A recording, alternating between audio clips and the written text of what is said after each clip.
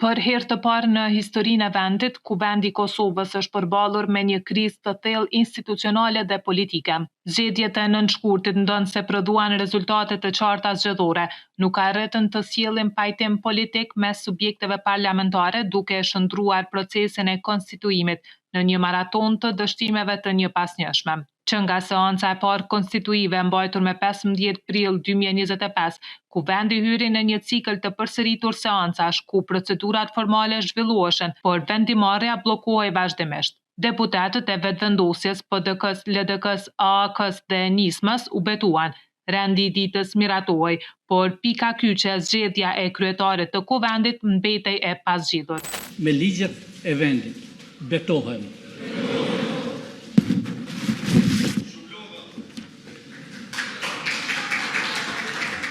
Me kalimin e javëve, seancat u shndruan në formalitet pa përmbajtje.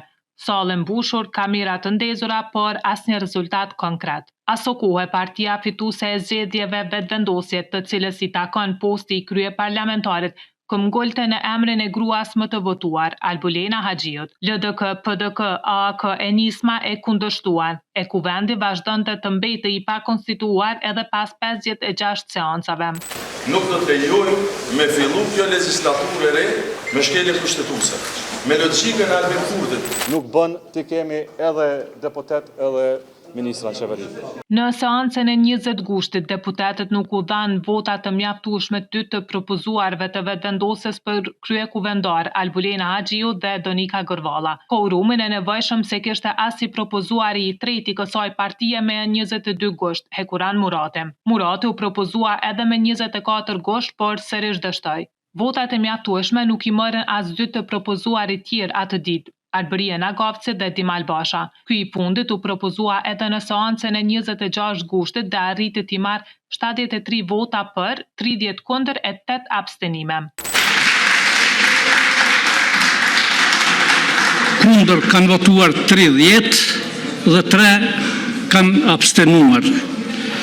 Konstatoj se kuvendi zgjodhi për kryetar të Kuvendit të Republikës së Kosovës deputetin zotin Dimal Basha. Kryetarit të Kuvendit i dëshiroj suksese dhe punë të mbarë në legjislaturën numër 9. Ftoj kryetarin e sapo zgjedhur të Kuvendit zotin Dimal Basha që ta zërë vendin e tij.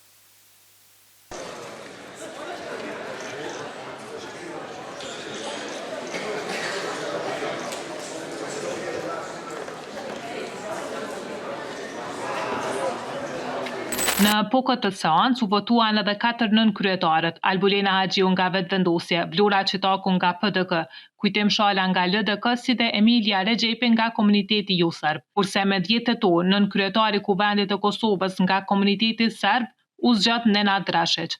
Kuvendi i Kosovës më në fund u konstitua e nënkryetarët zunë vendet e tyre.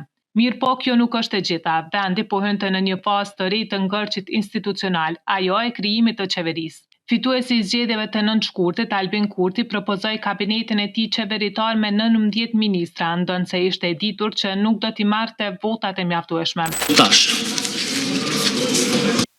Qeveria Kurti 3 nuk u votua. Me 56 vota për, 52 vota kundër dhe 4 abstenime, kuvendi nuk e zgjodhi qeverinë e Republikës së Kosovës. Si një mundësi e fundit për të dalë nga ngërçi ishte propozimi i një kandidati tjetër për kryeministën nga lëvizja vetëvendosje. Albin Kurti propozoi nën kryetaren e lëvizjes vetëvendosje dhe ish kryetaren e kuvendit Glau Konjufca. Me 19 nëntor, Konjufca para deputetëve propozoi kabinetin e tij qeveritar. Asai nuk arriti të marrë votat e mjaftueshme për qeverinë Konjufca 1, duke e dërguar kështu vendit në zgjedhje të parakohshme.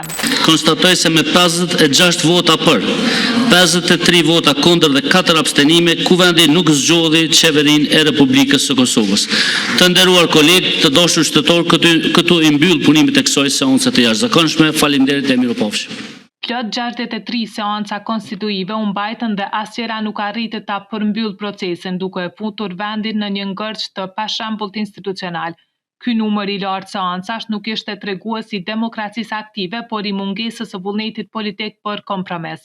Kosova humbi miliona euro nga mosvotimi marrëveshjeve ndërkombëtare, si dhe pamiratimin e buxhetit të vitit 2026 e pamiratimin e buxhetit për 3 komuna. Kuvendi u shpërnda e pas këtyre dështimesh, presidentja Vjosa Osmani detyrimisht ftoi në takim krerët e partive politike për caktimin e datës së zgjedhjeve të parakohshme. Mes tensioneve e deklaratave kundërshtuese, 28 dhjetor u zgjat data për mbajtjen e zgjedhjeve të parakohshme, një hap i rëndësishëm me shpresën drejt rikthimit të stabilitetit institucional në vend. Donse fituesi është ende enigmë, mbetet të shihet që ky vit i ri të fillojë me legjislaturë të re e krijim të institucioneve të reja.